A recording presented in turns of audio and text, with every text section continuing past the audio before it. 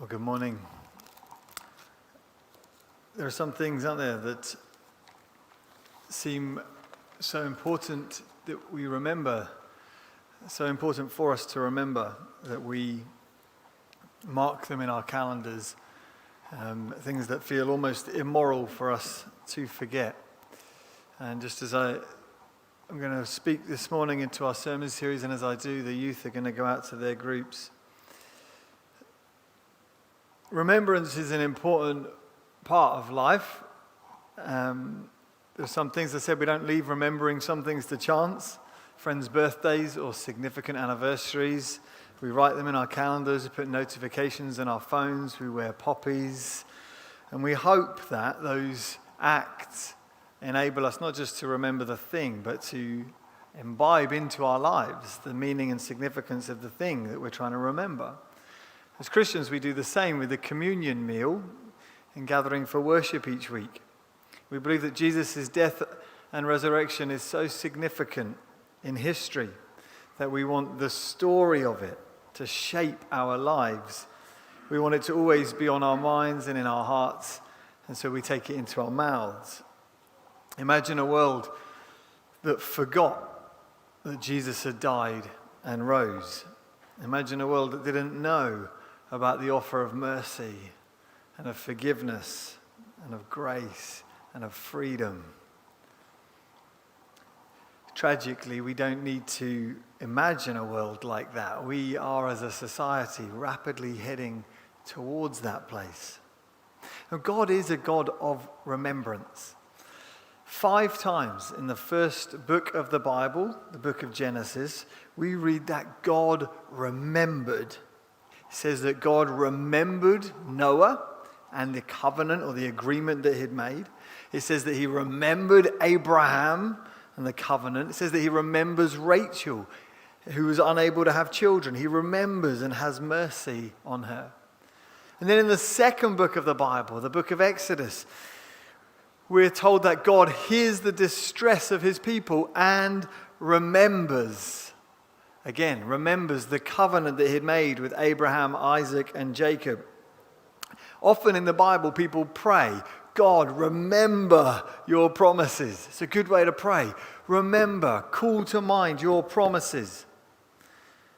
And God also tells us to remember as well. Jesus says, do this in remembrance of me. But the first time that the human race are told to remember has to do with remembering who God is. And so we're going to continue our series looking at who God is. Listen to this. In Exodus 13, verse 15, God says to Moses, "This is my name forever, and thus I am to be remembered throughout all generations." What is it that we need to remember throughout all generations? Answer, God's name. And as we saw last week, God's name, or a name in the ancient world, was more than just a label by which to identify someone. Someone's name referred to their character, their essence, their identity. This week, I want to look at why exactly it matters that we remember God's name and we know God's name. And to do that, I'm going to just kick us off by reading from Psalm 115. It's not going to come on the screen. This is just for your hearts and minds and ears to think about. Here it says, Psalm 115. Not to us, O Yahweh, not to us, but to your name give glory, for the sake of your steadfast love and your faithfulness. Why should the nations say, where is their God? Our God is in the heavens. He does all that he pleases. Their idols are silver and gold, the work of human hands. They have mouths but do not speak, eyes but do not see. They have ears but do not hear, noses but do not smell. They have hands but do not feel, feet but do not walk, and they do not make a sound in their throat. Those who make them become like them, and so do all who trust in them. O Israel, trust in Yahweh. He is their help and their shield. O house of Aaron, trust in Yahweh. He is their help and their shield. You who fear Yahweh, trust in Yahweh. He is their help and their shield. Yahweh has remembered us. He will bless us. He will bless us, the house of Israel. He will bless us, the house of Aaron. He will bless those who fear Yahweh, both the small and the great. May Yahweh give you increase, you and your children. May you be blessed by Yahweh, who made heaven and earth. The psalmist says, if you don't remember Yahweh, you'll end up becoming like the idols that you create. Deaf, dumb, stupid, and blind. But if you trust in Yahweh, you will be helped, you will be protected, you will be enriched. So who is Yahweh? Who is this one that we're to remember and not to forget? Well, jumping back to Exodus, this is God speaking to Moses, commissioning him for what he's called him to. This is what God tells Moses in Ezekiel chapter 3, verse 13 to 17. Then Moses said to God, if I come to the people of Israel and say to them, the God of your fathers has sent me to you, and they ask me, what is his name? What shall I say to them? God said to Moses, I am who I am. And he said, say this to the people of Israel, I am has sent me to you. God also said to Moses, say this to the people of Israel, Yahweh, the God of your fathers, the God of Abraham, the God of Isaac, the God of Jacob, has sent me to you. This is my name forever, and thus I'm to be remembered throughout all generations.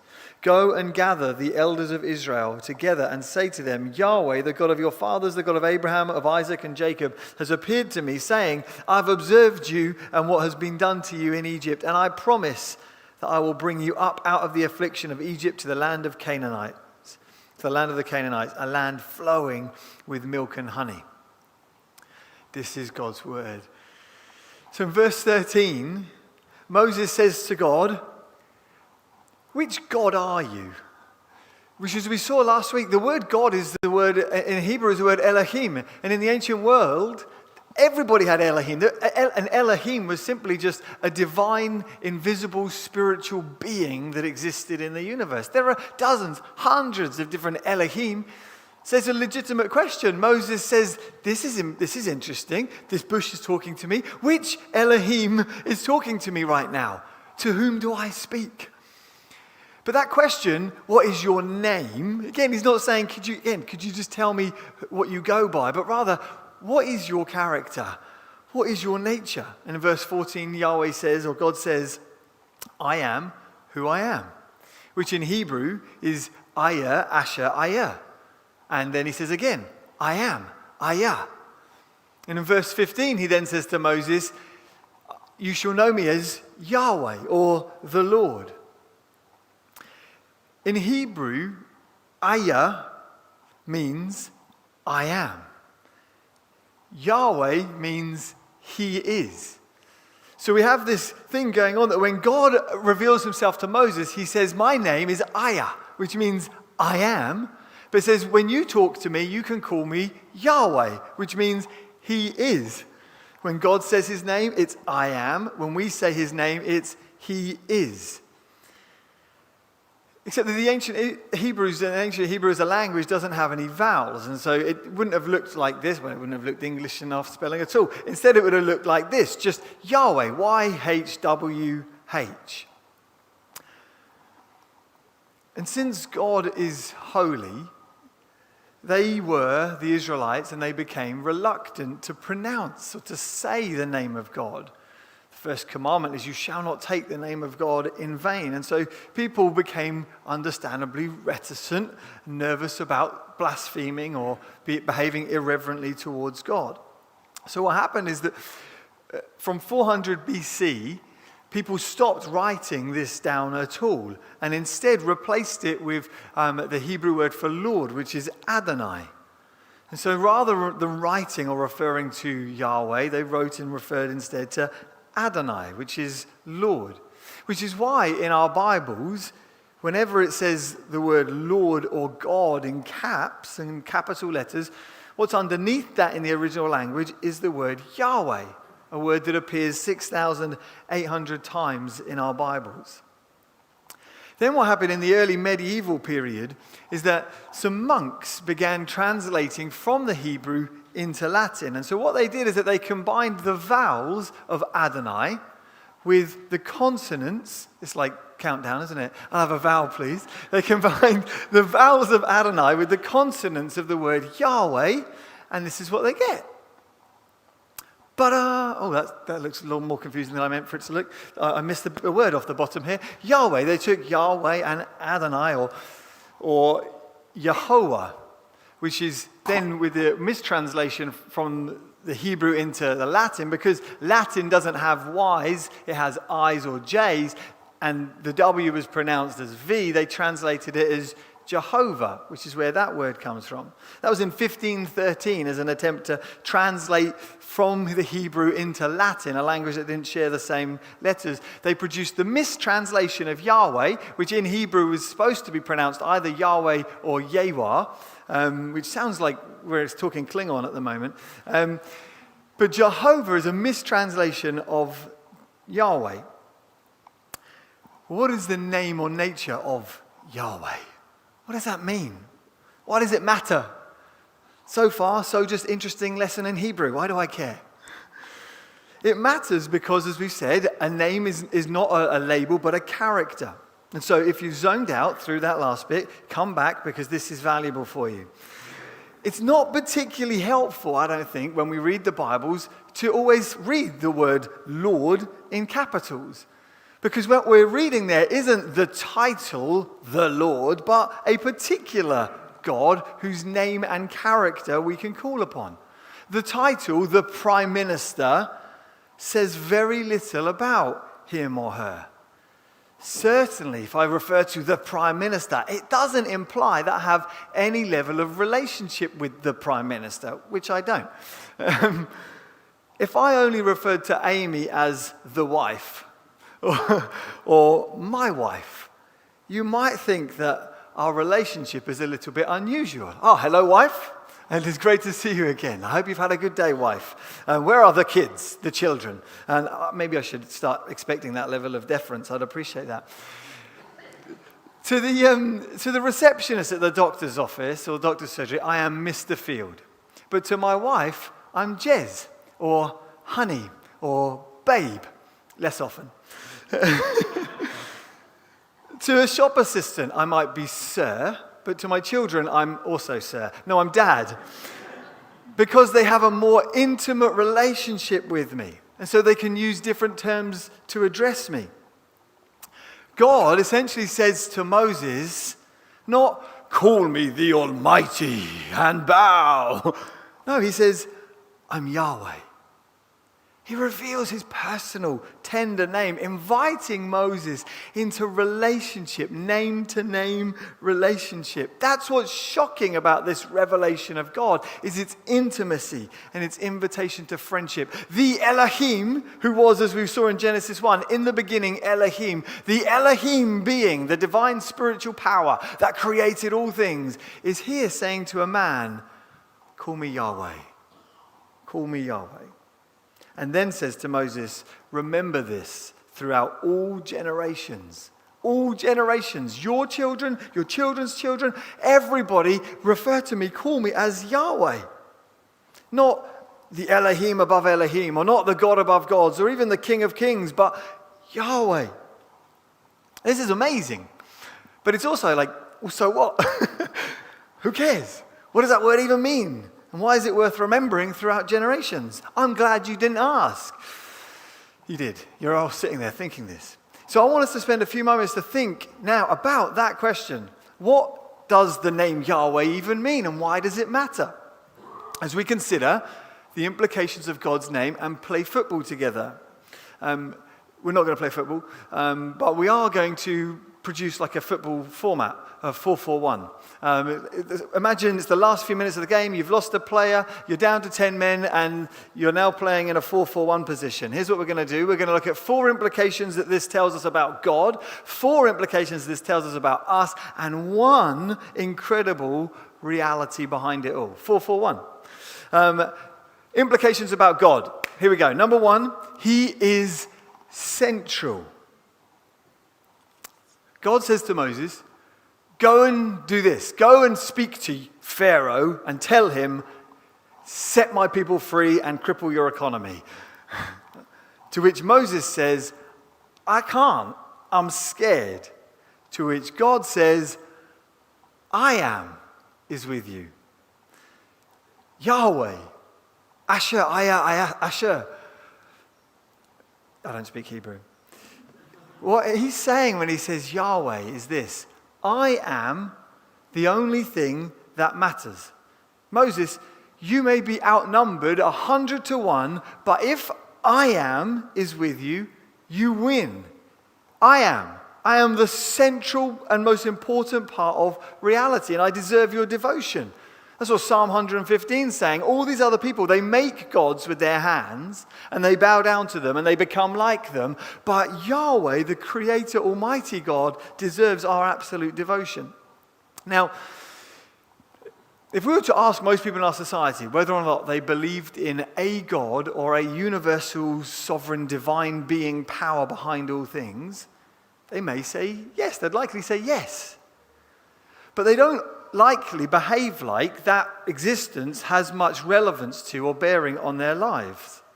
In that sense, the way that most people think about God in our society is the way that you and I think about nitrogen. See, remember this from school. You were taught at school that 79% or 78% of all the air that we breathe is made up of nitrogen. You suck in lungfuls of nitrogen every second of the day. But nitrogen doesn't do much for you that's any good, and so you expel it, but you hold on to the oxygen, the whatever it is, 18% part of the atmosphere that you breathe in that is oxygen. You hold on to that and you're devoted to that. If I was to ask you, do you believe in nitrogen? You would say, well, yeah, of course I believe in nitrogen, but it has very little relevance to my life, not knowing the fact that you're inhaling it all the time. But oxygen, on the other hand, you're big fans of oxygen. Oxygen is central to your life and thought and the way you think about your atmosphere. When God says to Moses, I am, he's saying, I'm like oxygen. I want you to be an oxygen believer in me, not a nitrogen believer in me. I'm not just there but irrelevant. I am the very substance of all life, all of the life that you inhale. That's the first thing it says, that God is central. The second thing that the name I am or Yahweh means is that nothing exists without him. I am can be translated, or the Hebrew can be translated, he who causes to be. That God is the one who causes all things to be. If you go back in time, way, way, way back before anything else existed that does exist, scientists tell us some kind of 13.5 billion years ago, go way back in your minds to there. Yahweh is there. People sometimes ask, if God created all things, who created God? And they say it sometimes with that kind of smug little, who created God? As in like a gotcha. And it's a really good question. But the answer is, well, it depends what God you're talking about, doesn't it? Because you see, if you're talking about Vishnu, the god within Hinduism, we can easily say Vishnu was created in around 1300 BC. Or we might say, well, Allah was created in around 610 AD. So yeah, it depends which God you're talking about. But if in that question you're meaning who created Yahweh, well, the word Yahweh means I am, the source of all things. Yahweh is the one who caused all things to be that now are, and so has no beginning. He is an uncreated God. The third thing it tells us about God is that he does not change. He says to Moses, I am who I am. Who I am right now, I have been and I will be forever. What he was then, he is now. So if he's slow to anger, which he is, if he's abounding in steadfast love, which he is, if he was those things then he is those things now. There is no shock, there are no surprises in God. We will not discover something about God that overturns all that we knew and thought about God. This is something that's happening a lot in society at the moment, where revelations are being uncovered about people that completely transform the way you think about them. This person's caught up in this scandal, or that person's caught up in that scandal, and we think, oh gosh, I had no idea that was going on. That is never going to happen with God. I am, he says. What you see is what you get. The fourth thing it tells us about God is that he is inexhaustible. Isaiah 40 says that he does not grow tired or weary. He never tires. He never grows old. He does not get bored as we do. He never needs a sit down. He's never said, oh, I could do with a cup of tea right now. You know, if you were to observe a mum leaving the house with a toddler, the toddler, no doubt, would bound out of the house full of energy, and the mum would come out slightly more slowly behind the toddler. And you'd be forgiven for thinking the toddler has a lot more energy than the mum. You might be right. But you also know that if you observe them long enough, you'd see that, oh no, the toddler needs a nap. And the toddler needs twice as much sleep as the mum does. Thank goodness. So the mum can get some time to herself. We, as human beings, arrive on the planet and we're busy with our industry and we think, wow, they never tire, they never run out of things. And yet we do, we die, we expire. Whereas God is inexhaustible energy. He goes on and on and on. He never tires. Those are 4 implications about God from the name Yahweh. What about us? 4 implications about us. Firstly, we are not eternally existent. He is, not I is. Number 2, all our energy is drawn or borrowed from him. We're like batteries who've been given energy in life that slowly runs down throughout our lives. We will one day be gathered again to the source of all life. Thirdly, we die. He cannot die. Death cannot hold him. It has no claim on him, but we die. Fourthly, the name I am, Yahweh, tells me that we must conform to him, not he to us. It is the job of a player to do what the coach tells them to do and to conform to the coach. It is the job of a student to conform to what the teacher wants them to do. It's the job of a child to conform to how a parent wants them to behave. It is the job of a disciple to conform to the will of the master. It is the role of human beings to conform to him, God. So that's 4 things about God, 4 things about us, and now 1. This is our striker. This is the incredible reality. This is the, to quote Alan Partridge, putting the ball in the back of the net. Here it is. He has come near to us. That God who is inexhaustible has come near to us who is exhaustible. That God who knows no bounds has come to us who dies. Jesus said this in John chapter 15. He said, John chapter 8, sorry. He said, before Abraham was, I am. There's our 2 words again. Before Abraham was, I am. He's in conversation with the religious leaders of his day, and he says to them, listen, your father Abraham longed to see this day, my coming.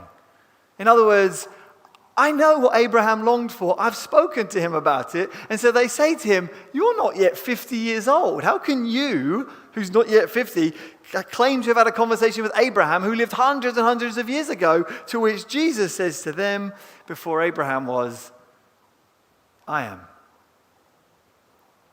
Jesus is making a remarkable claim to divinity. Not just to divinity, to godlike status. He's saying that he is Yahweh. He's saying that he is the eternal one. Jesus is Yahweh. Yahweh didn't only descend in a burning bush and speak to Moses. He descended upon a young woman in Mary by the Holy Spirit, who then gave birth to Jesus. That Jesus is Yahweh in human form. Yahweh came to an unclean, warmongering people who send young men to die on the fields of France, who bomb hospitals, who forget, who make idols out of wood and stone and paper, or who trust in bank accounts and governments. I am came near to them, to us. The result is that we are able to say with Moses, I cannot do all these things. I cannot speak to Pharaoh. I cannot even change the clock on my microwave at home. I may be all these wonderful things, but there's so many things beyond me. But nevertheless, I am is with me. I am has come near.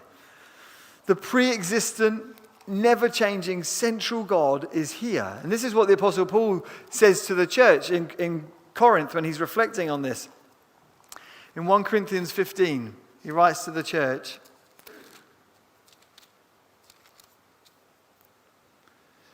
"For I am the least of all the apostles. I'm unworthy to be called an apostle because I persecuted the church of God. But by the grace of God, I am what I am. And his grace towards me was not in vain. On the contrary, I worked harder than any of them, though it was not I, but the grace of God that is with me." Paul says, I don't deserve any of this. I've done all of these horrendous things, and yet the grace, the goodness and loving kindness of God has manifested and overflowed to me so that I can say the grace has come to me, and I can say I am what I am because of his grace at work in me. This is the most wonderful news in the world, that God, the I am God, has come to fallen people like you and me who screw up and get things wrong all the time and says, my grace is good for you, so you can say, I am. I am not all of these things, but I am is with me. I may be this and I may be that, but I am is going to speak for me. I am is going to go with me. It gives me remarkable confidence that we're able to say, like Paul says elsewhere, is I can do all things through the grace, through Christ who strengthens me, because I am is with me.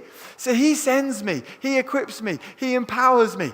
Whatever it is that you're worried about or fearing or terrified of, you can say, well, I may not be able to conquer this, I may not be able to resolve this, but I am is with me. The one who's inexhaustible in energy pours out his kindness to his people, comes to us, a fallen human race, so that you, even if you're not a Christian, can reach out in faith and say, I am, I need your help. I am, come near to me. Yahweh, show kindness and mercy to me. And we know that he will, because he has. He drew near. And so it's this that Yahweh says to Moses, remember this throughout all generations. Let's pray.